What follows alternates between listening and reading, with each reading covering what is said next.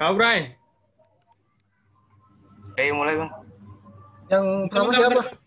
Gue nyari ini dulu, nyari apa headset bentar. Ayo. Yang pertama siapa, Bos? Lu aja nggak apa-apa lu. Astaga, oke. Gue baca doang ya. Dari sini ya.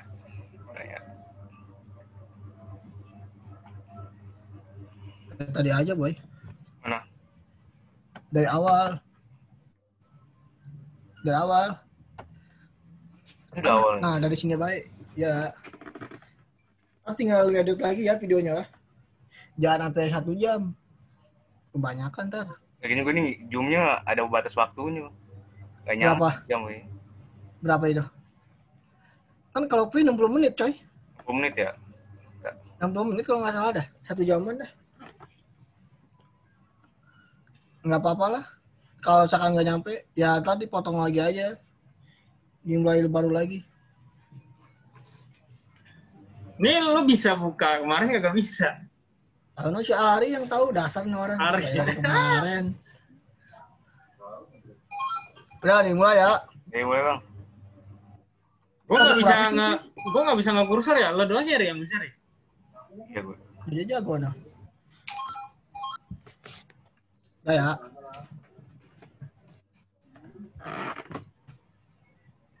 Udah direkam nih. Udah deh tadi sama dia.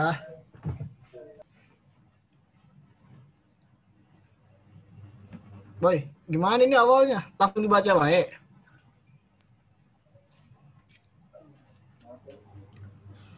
Ini kelompok berapa gue itu? Udah nggak usah ada kelompok. Sebutin nama aja lah. Iya. Boy, lu aja lah yang Ini pertama. Lu agak kaku nih. Hah? Ngeri, kawan gue udah berisik nih. Lu pertama dah, lu bu. Pertama, Bu. Gue pertama nih. Ya udah coba. Tuh, lihat kawan gue pada rese. Biarin baik. Lu pertama coba, Bos. Cuma 30 menit nih. Cuma baca-baca doang sih. Pembukaan dulu lah. Ya udah makanya lu coba. Coba gitu.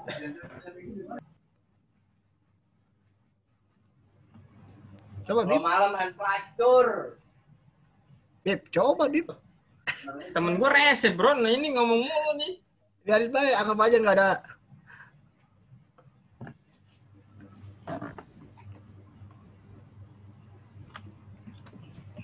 Apa dari gua nih? Mau makan apaan, Bu? Ya udah deh, gua aja, Bos. Nanti nih gua habis ini langsung ke depan. Makan dulu kita.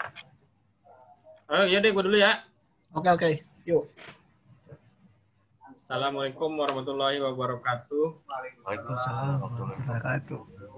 Kami dari kelas 7 apa nih? 721B ingin menerangkan materi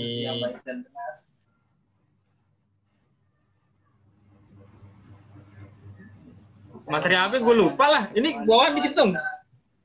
Oh, wah, ini ada kelihatan yang kita tenaga angin. Astaga. Oh iya, astaga. nggak jelas loh. Jadi yang pertama dah. Lalu dengerin simak-simak nih. Assalamualaikum warahmatullahi wabarakatuh. Assalamualaikum warahmatullahi wabarakatuh. Kami dari mewakili kelompok mata kuliah pengantar teknologi dan bisnis energi. Kami di sini mau membahas makalah tentang energi tenaga angin.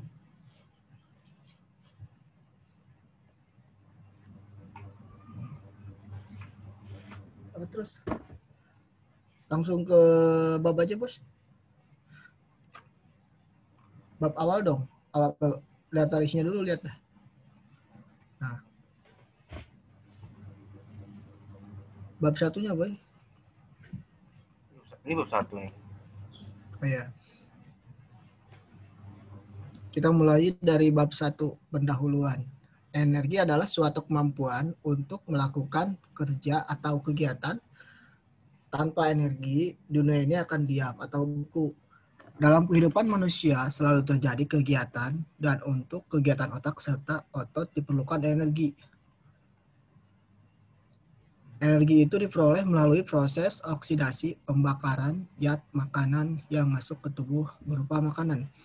Kegiatan manusia lainnya dalam memproduksi barang, transportasi, dan lainnya juga memerlukan energi yang diperoleh dari bahan sumber energi atau disebut sumber daya alam. Sumber daya alam itu dibedakan menjadi dua kelompok, yaitu sumber daya alam yang dapat diperbarui atau renewable, atau hampir tidak dapat habis, misalnya tumbuhan, hewan, air, tanah, sinar matahari, angin, dan sebagainya. Yang kedua, sumber daya alam yang tidak dapat diperbarui atau renewable atau habis, misalnya minyak bumi atau batu bara. Selanjutnya, secara terinci, energi dibedakan atas butiran berikut, dan perlu diketahui bahwa energi dapat diubah dari suatu bentuk ke bentuk lainnya. Misal, energi potensial seperti air terjun dapat diubah menjadi energi gerak, energi listrik, dan seterusnya. Yang pertama saya akan membahas masalah energi angin. Energi angin, 2000 tahun yang lalu manusia sudah dapat memanfaatkan energi untuk usaha sederhana. Beratus tahun kemudian, energi angin itu menjadi semakin jelas manfaatnya.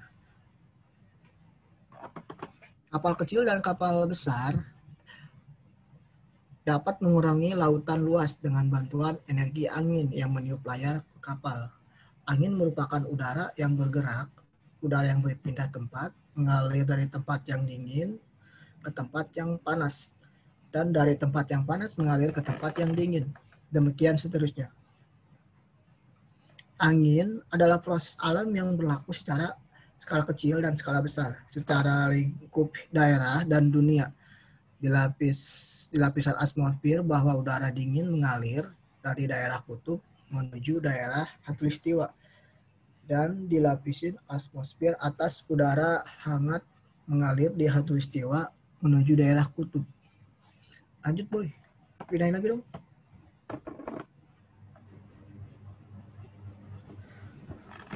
Adanya di bumi dan juga merupakan energi yang murah serta tak pernah habis. Energi angin telah lama dikenal dan dimanfaatkan oleh manusia. Adapun pemanfaatannya adalah antara lain pemanfaatan air untuk keperluan rumah tangga dan pertanian, melaksanakan kegiatan pertanian seperti menggiling jagung, menggiling tepung, tebu, mengalirkan air laut untuk pembuatan garam, membangkitkan listrik, khususnya untuk pembangkit listrik tenaga angin, terutama untuk daerah yang belum terjangkau oleh PLN. Yang kedua, asal energi anginnya. Semua energi yang dapat diperbaharui dan bahkan energi pada bahan bakar fosil kecuali energi pasang surut dan panas bumi berasal dari matahari. Matahari meradiasi 1/7 kali 1/1004 kW per jam energi ke bumi setiap jam.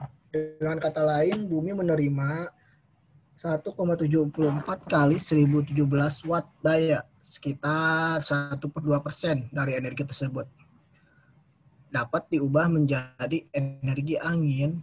Jadi, energi angin berjumlah 50-100 kali lebih banyak daripada energi yang diubah menjadi biomasa oleh seluruh tumbuhan yang ada di muka bumi. Bagaimana diketahui pada dasarnya angin. Lanjut boy, dikit lagi.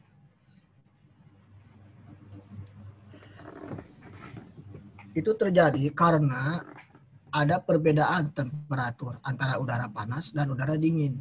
Daerah sekitar khatulistiwa, yaitu pada unsur 0 derajat, adalah daerah yang mengalami pemanasan lebih banyak dari matahari dibandingkan daerah lainnya di bumi. Daerah panas ditunjukkan dengan warna merah, oranye, dan kuning pada gambar inframerah dari temperatur permukaan laut yang diambil dari satelit.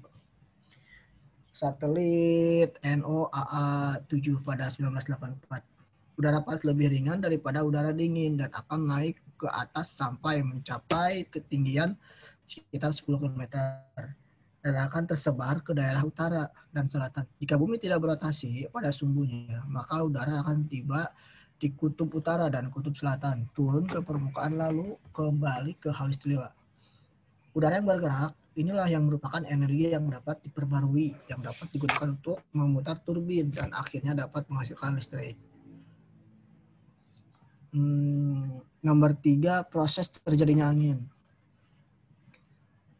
Apabila terdapat pemanasan permukaan bumi yang tak sama oleh sinar matahari, di siang hari udara di atas lautan relatif lebih dingin daripada daratan.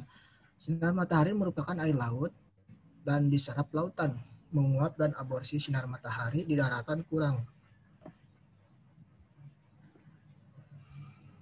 Penguapan dan aborsi sinar matahari di daratan kurang sehingga udara di atas daratan lebih panas. Dengan demikian, udara di atas mengembang jadi ringan dan naik ke atas. Udara dingin yang lebih berat turun mengisi kekurangan udara di daratan.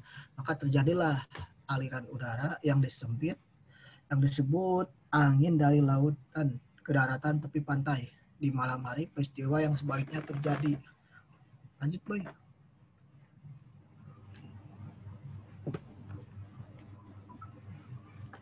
Di permukaan laut mengalir dari pantai ke tengah lautan. Peristiwa inilah yang dimanfaatkan oleh para nelayan untuk mencari ikan di lautan. Angin di lereng gunung juga terjadi demikian pada sekitar puncak gunungnya. Lebih dulu panas dibandingkan dengan daerah lembah. Karena perbedaan panas ini sehingga menimbulkan perbedaan tekanan yang akhirnya timbul angin biasa yang disebut angin lembahan dan angin gunung.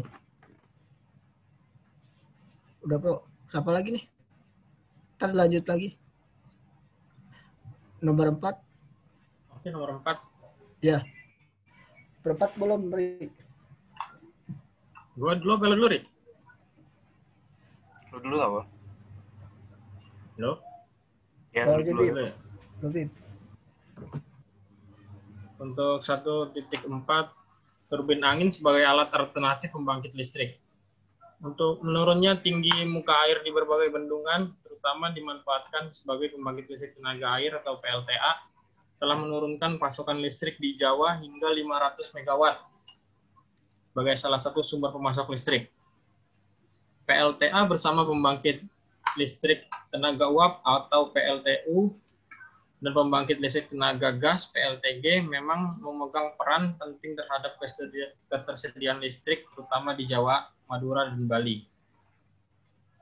Energi angin sebenarnya melimpah di Indonesia, tapi belum dimanfaatkan sebagai alternatif penghasilan listrik. Padahal di berbagai negara pemanfaatan energi ini sudah non-konvensional, mendapatkan perhatian banyak di negeri tetangga. Hal ini tentu saja didorong oleh kesadaran terhadap timbulnya krisis energi dengan keyakinan bahwa kebutuhan energi terus meningkat sedemikian besar. Angin merupakan sumber energi yang tidak dapat habis, sehingga pemanfaatannya konversi energi angin akan berdampak positif terhadap lingkungan. Oleh sebab itu, negara-negara maju lebih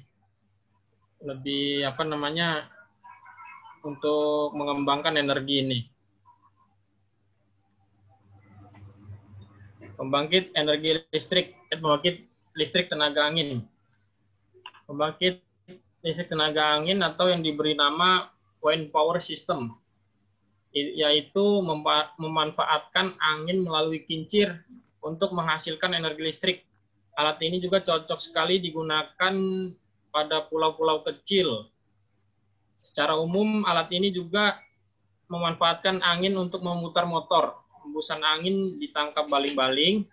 Dari putaran baling-baling tersebut akan dihasilkan putaran motor. Selanjutnya diubah menjadi energi listrik. Wind of power ini juga terdiri dari 4 bagian utama. Yang pertama, rotor. Kedua, transmisi. Ketiga, elektrikar dan tower. Bagian rotor terdiri dari baling-baling dengan 4 daun. Bentuknya seperti baling-baling pesawat. Dengan bentuk seperti ini diharapkan energi angin yang tertangkap bisa maksimal agar bobotnya lebih ringan. Baling-baling ini juga dibuat diameter 3,5 dan bahannya dibuat dari fiberglass. Untuk mendapatkan hembusan angin, baling-baling diletakkan pada tower setinggi 8 meter. Sedangkan bagian transmisi digunakan sistem kerekan dan tali. Sistem transmisi ini digunakan untuk menyiasati kekuatan angin yang kecil. Karena kecepatan angin di Indonesia alternatif kecil. Transmisi ini sangat menguntungkan untuk meningkatkan putaran sebagai pengubahan energi digunakan alternator 2 fasa atau 12 volt. Energi listrik yang dihasilkan oleh alternator dapat disimpan dalam aki, sementara kapasitas daya yang didapatkan 1, kW. Geser, Bro.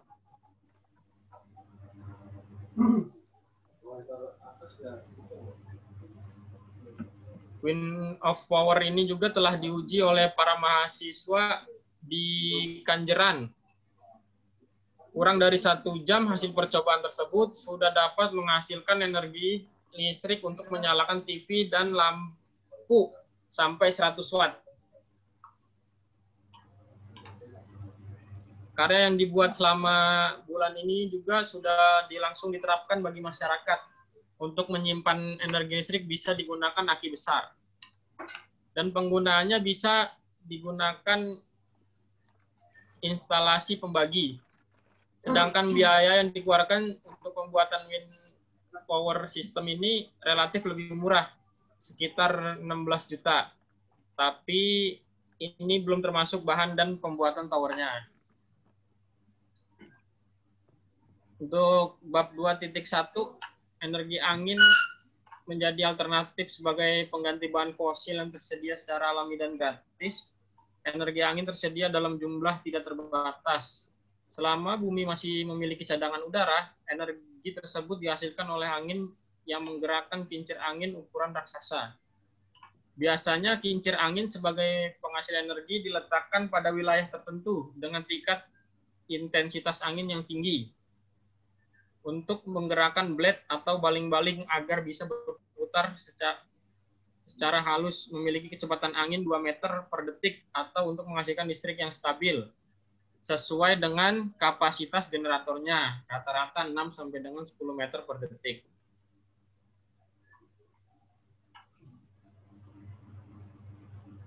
Pembangkit ini bisa digunakan untuk skala kecil, menengah, dan besar karena arus yang dihasilkan dalam 1 jam lebih besar serta membutuhkan investasi yang lebih murah ketimbang PLTS.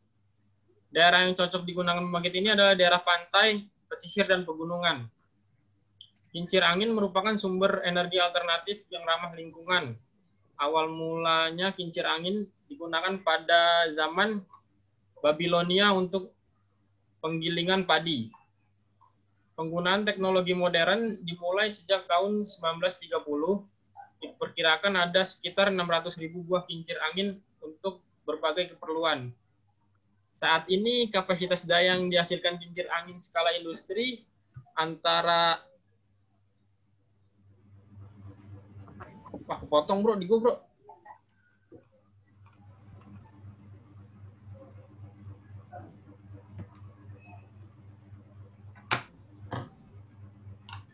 Antara 1 sampai 4 megawatt ya? Ya, betul.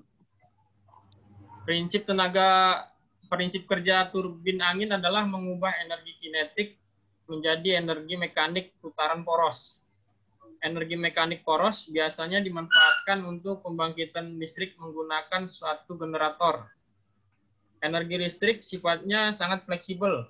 Energi ini juga dapat digunakan untuk penerangan, menggerakkan mesin-mesin industri, transportasi, dan banyak lagi. Perangkat pembangkit dari angin jauh lebih murah dibandingkan pembangkit listrik tenaga matahari.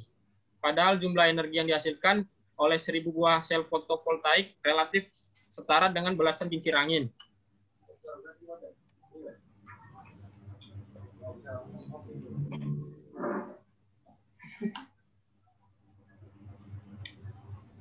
Bahkan jumlah kincir angin yang dipasang di Denmark menghasilkan energi 3.000 megawatt atau sekitar 20% kebutuhan energi di seluruh Eropa. Kini Eropa juga menghasilkan energi angin dengan jumlah energi sekitar 35.000 megawatt atau setara dengan 35 pembangkit listrik tenaga batu bara. National Geographic, sumbernya nih National Geographic 2005. Halaman ini jelas menjadi sebuah keuntungan besar bagi masyarakat luas. Karena keuntungannya yang sedemikian besar, maka beberapa negara di wilayah Eropa dan Amerika menggunakan teknologi ini. Potensi energi angin untuk kebutuhan energi masa depan sangat menjanjikan. Ketika sel fotovoltaik tidak mendapatkan sinar matahari, maka pasokan listrik akan terhambat. Sedangkan kincir angin relatif stabil pada semua cuaca karena tidak membutuhkan sinar matahari untuk menghasilkan energinya. Hal ini membuat kincir angin unggul satu langkah di depan sel fotovoltaik dalam penghasilan energi. Para ilmuwan di Eropa dan Amerika Serikat menaruh harapan kepada sumber energi angin sebagai sebuah cara menghadapi krisis energi di masa depan. Namun demikian, tidak semua masyarakat setuju dengan kincir angin sebagai sebuah penghasilan energi alternatif. Ukuran kincir angin yang terlalu besar dan suaranya desing atau berisik membuat masyarakat di sekitar proyek kincir angin cenderung menolaknya. Padahal banyak sisi positif yang dapat dipetik dan dari dipemanfaatkan energi ini. Jika kita buat simulasi,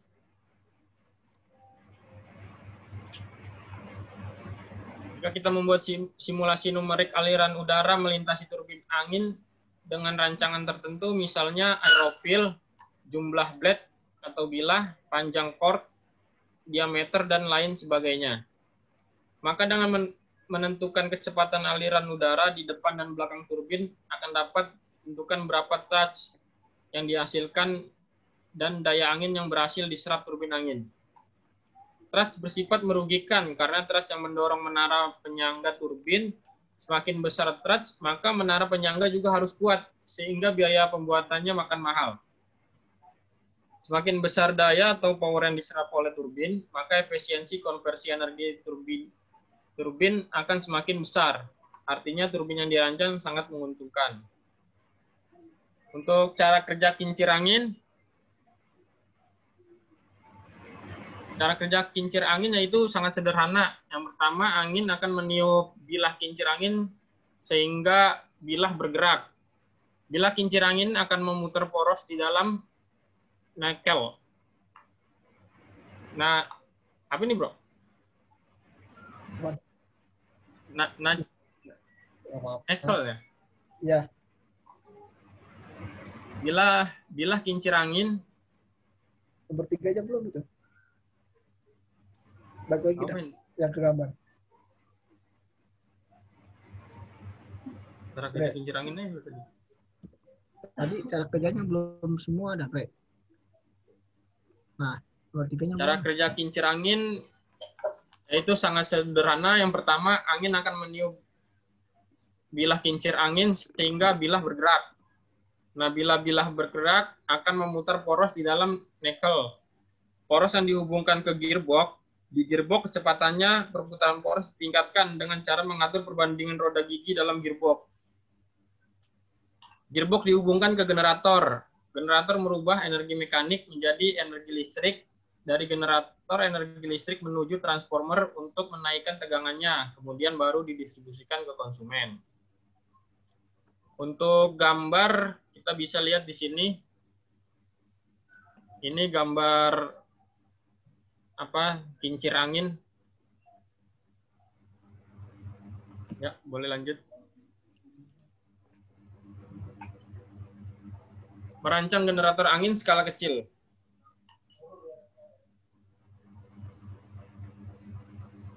Generator bekerja dengan menggunakan prinsip magnetic induction dan bekerja dengan prinsip left hand rule, yaitu 1. Thumb finger determine the direction of motion of inductor. Yang kedua, forefinger determine the direction of flux. Yang ketiga, other finger determine the direction of current flow. Generator diklasifikasikan menjadi 2. Yang pertama generator AC dan yang kedua generator DC. Untuk membuat generator dengan tenaga angin sebagai sumber energinya, prinsip penyerdaannya 3 bilah kincir angin dibuat dengan sudut 120 derajat satu sama lain dan kemiringan kurang lebih 12,7 derajat di titik pangkalnya. Dipasang poros generator yang kemudian terhubung dengan slip ring, stator, sikat, komutator, dan armatur. Angin yang berhembus akan memutar kincir sehingga poros akan ikut berputar dan menyebabkan garis-garis flux terpotong dan menimbulkan tegangan induksi. Tegangan ini yang menyebabkan arus mengalir. Namun, tegangan yang dihasilkan adalah tegangan AC, sehingga dibutuhkan komutator untuk membuat arus yang mengalir adalah arus searah. Besarnya daya yang dihasilkan sangat tergantung dari kecepatan putaran angin, yang artinya sangat tergantung dari kecepatan hembusan angin.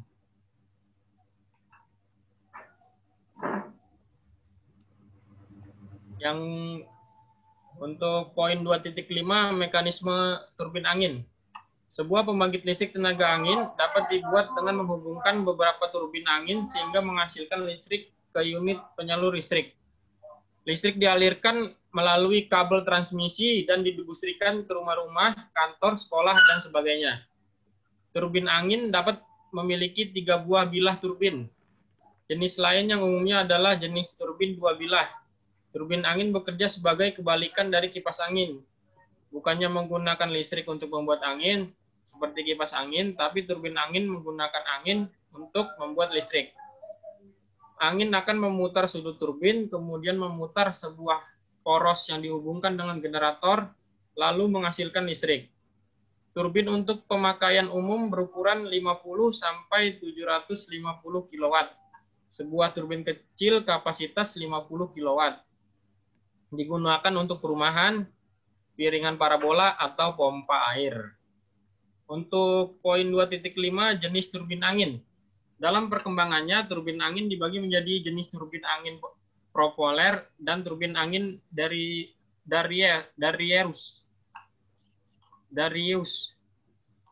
Kedua jenis turbin ini adalah yang kini memperoleh perhatian besar untuk dikembangkan. Pemanfaatannya yang umum sekarang sudah digunakan untuk memompa air dan pembangkit tenaga listrik. Turbin angin propoler adalah jenis turbin angin dengan poros horizontal, seperti baling-baling pesawat terbang pada umumnya.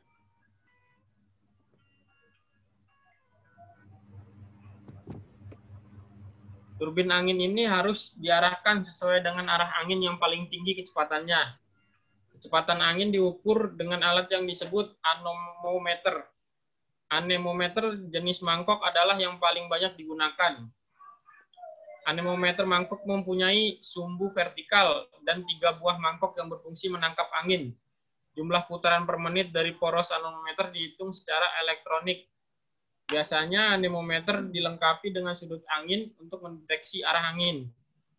Jenis anemometer lain adalah anemometer ultrasonik atau jenis laser yang mendeteksi perbedaan fase dari suara atau cahaya koheren yang dipantulkan dari molekul-molekul udara. Turbin angin Darius merupakan suatu sistem konversi angin energi. Turbin angin Darius merupakan suatu sistem konversi energi angin yang digolongkan dalam jenis turbin angin berporos tegak. Turbin angin ini pertama kali ditemukan oleh Darius tahun 1920. Untuk keuntungan jenis turbin angin Darius adalah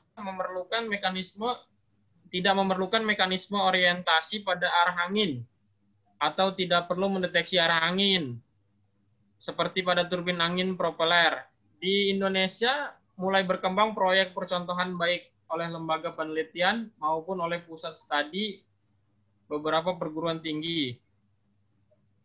Proyek ini perlu memperoleh perhatian dari pihak terkait untuk dikembangkan karena membutuhkan riset yang cukup insentif mengenai kecepatan angin, lokasi penempatan turbin angin, serta cara untuk mengatur pembebanan turbin yang tidak merata. Misalnya pada malam hari angin cukup kencang, sedangkan pada pagi dan siang kecepatan angin mengurang.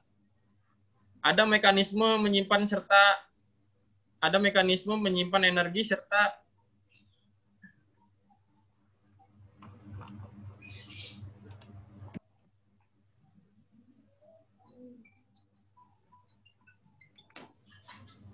mekanisme untuk menstabilkan fluktuasi tegangan listrik yang dihasilkan.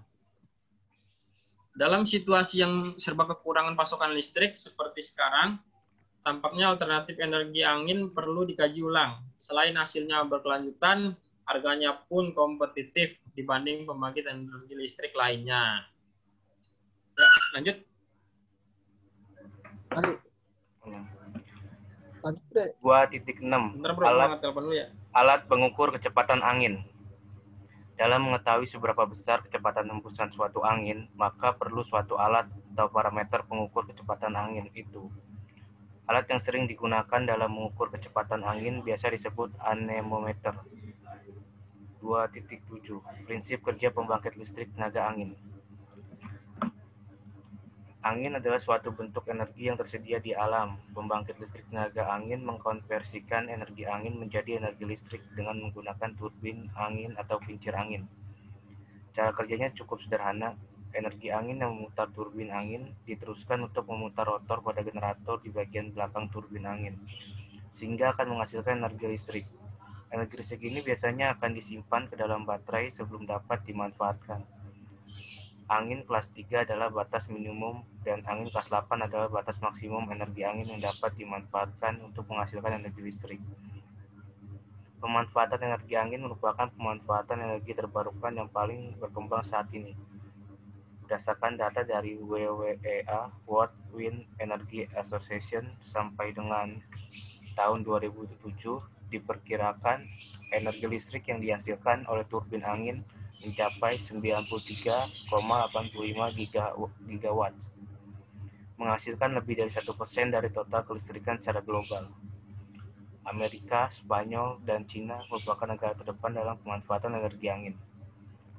Diharapkan pada tahun 2010, total kapasitas pembangkit listrik tenaga angin secara global mencapai 170 gigawatt. Di tengah potensi angin melimpah di kawasan pesisir Indonesia, total kapasitas terpasang dalam sistem konversi energi angin saat ini kurang dari 800 kW. Di seluruh Indonesia, 5 unit kincir angin pembangkit berkapasitas masing-masing 8 kW sudah dibangun tahun 2007.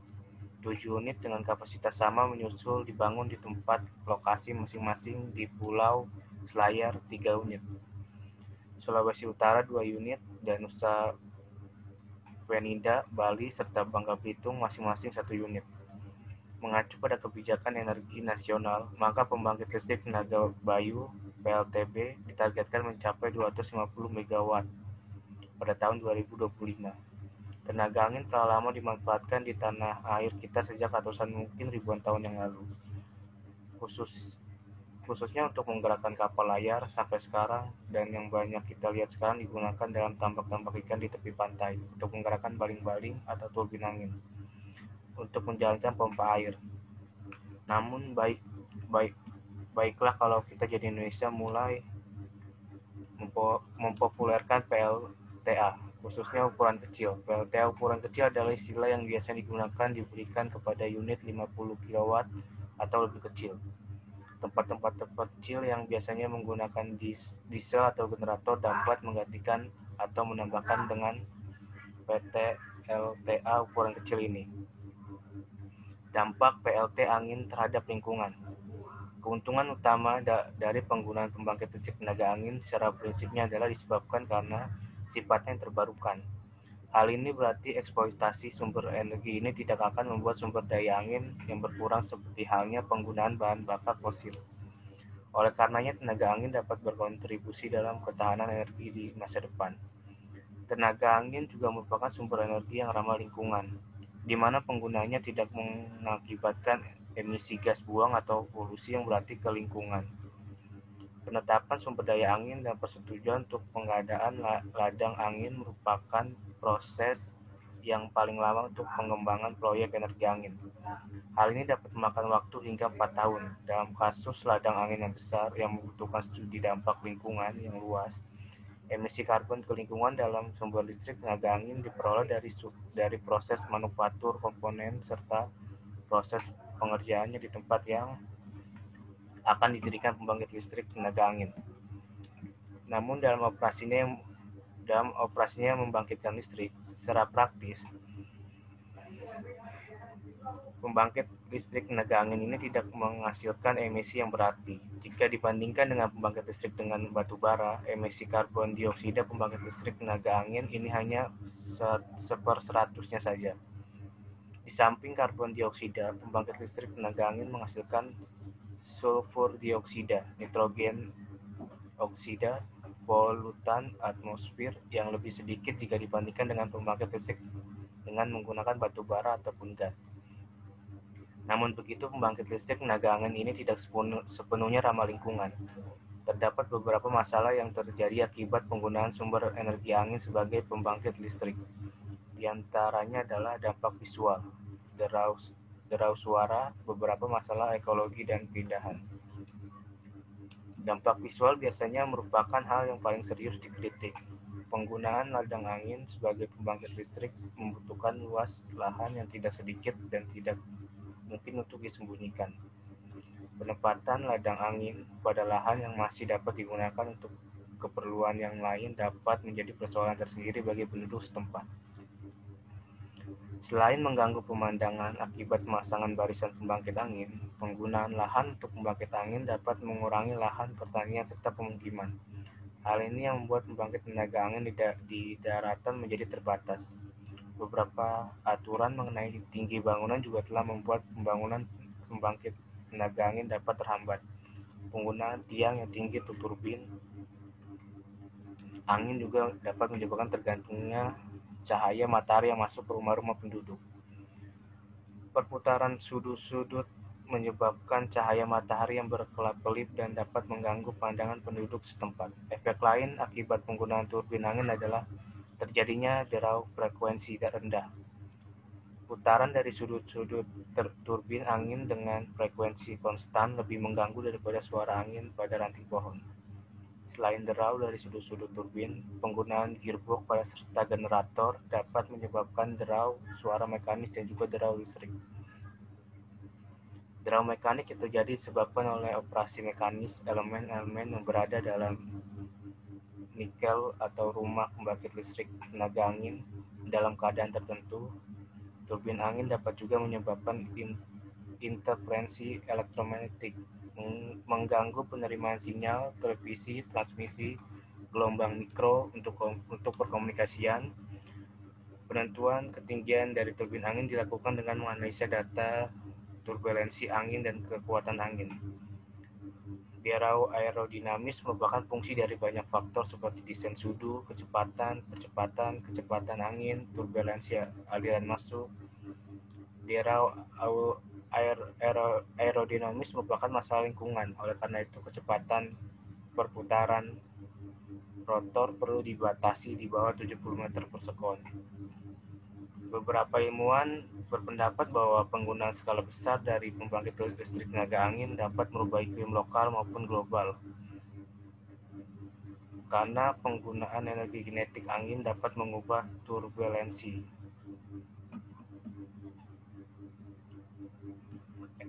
udara pada daerah atmosfer. Pengaruh ekologi yang terjadi dari penggunaan pembangkit tenaga angin adalah terhadap polusi burung dan kelelawar. Burung dan kelelawar dapat terluka atau bahkan mati akibat terbang melewati sudu-sudu yang sedang berputar.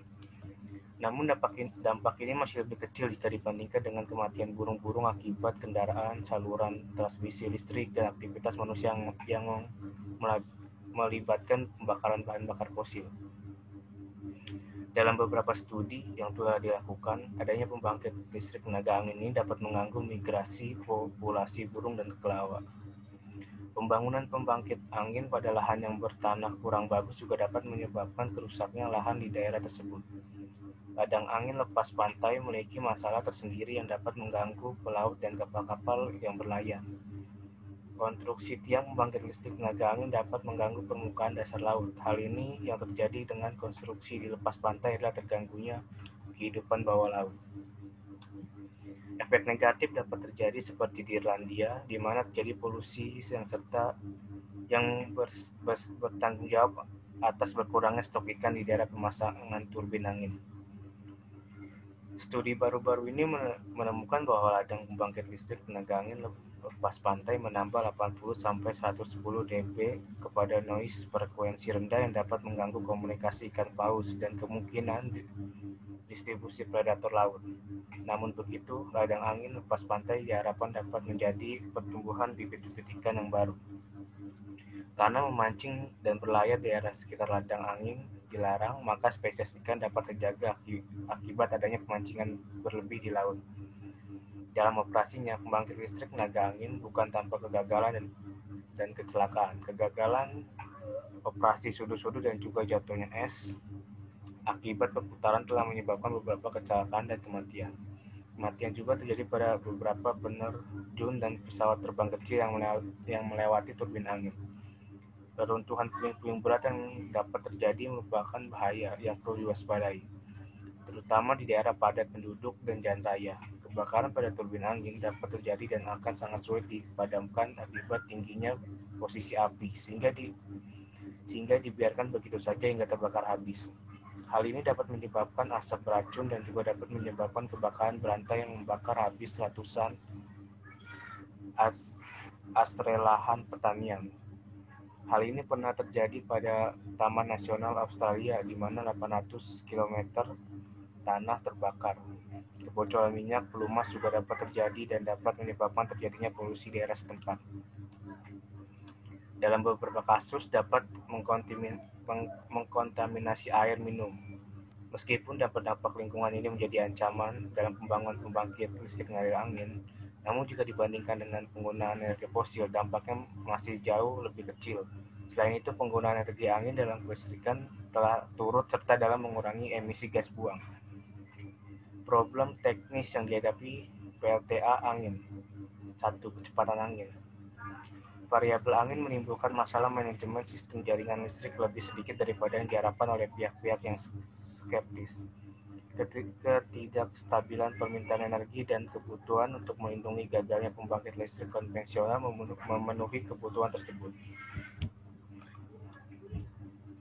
Sesungguhnya membutuhkan sistem jaringan listrik yang lebih fleksibel daripada tenaga angin, dan pengalaman dunia nyata telah menunjukkan bahwa sistem pembangkit listrik nasional mampu menjalankan tugas tersebut.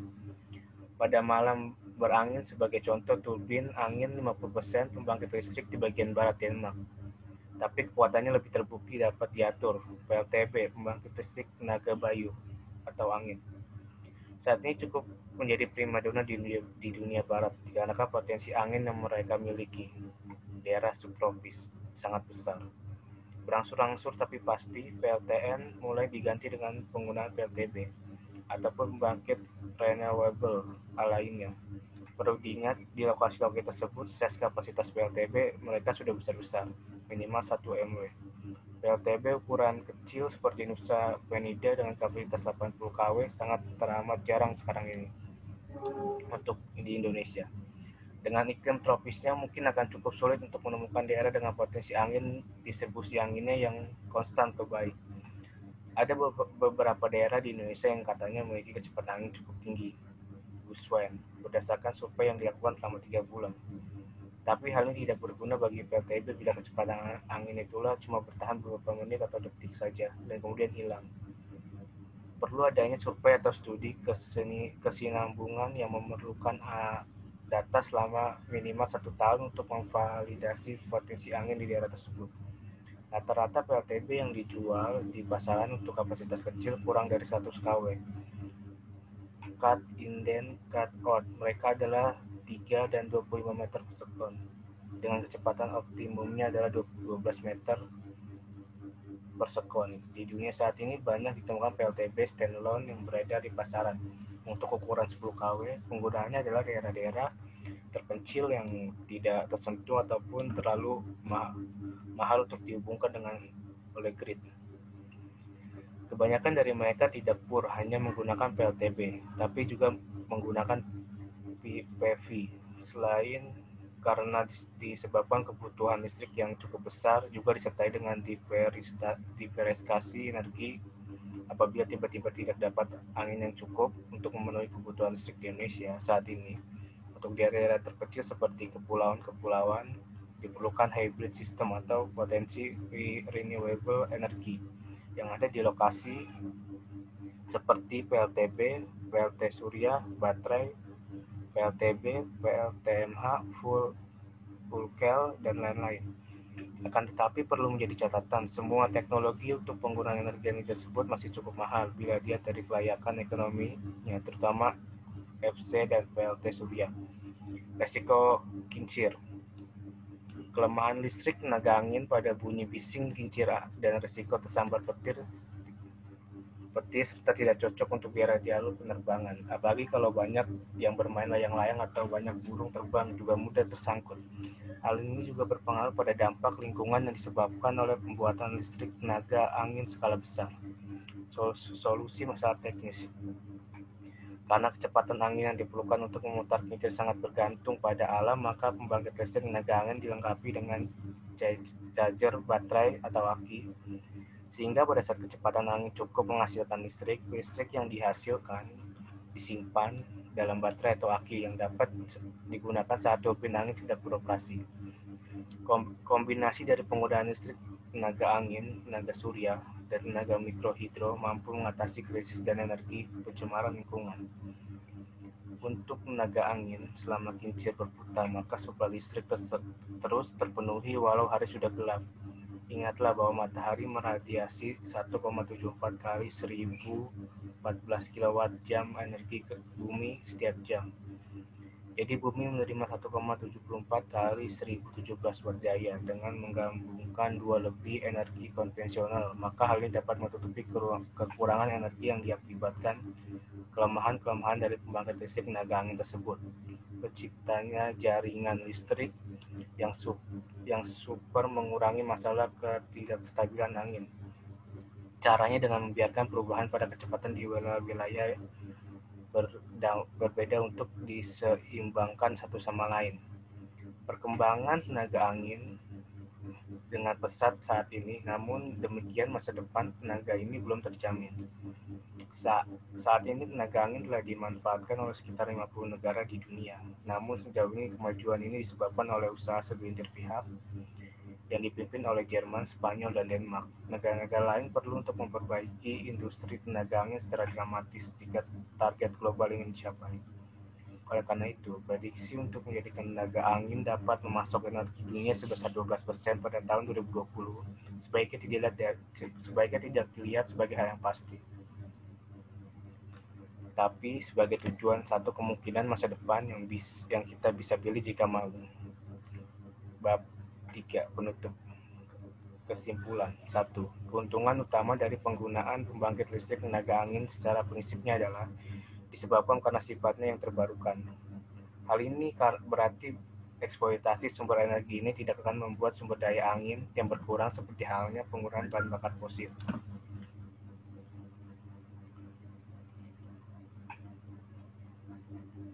Pembangkit listrik tenaga angin juga berdampak terhadap lingkungan sekitar. Dampaknya paling jelas adalah dampak visual. 3. Ramah lingkungan. Keuntungan terpenting dari tenaga angin adalah berkurangnya level emisi karbon dioksida penyebab perubahan iklim. 4. Penggunaan energi konvensional. Tenaga angin merupakan alternatif sumber energi yang efektif. Kelar, Sama doang itu. Sekian presentasi. Tutup Bang. Tutup aja. Tutup aja, Bre. Sekalian lah. Sekian presentasi dari kelompok kami. Kurang lebihnya mohon maaf. Assalamualaikum warahmatullahi wabarakatuh. Waalaikumsalam.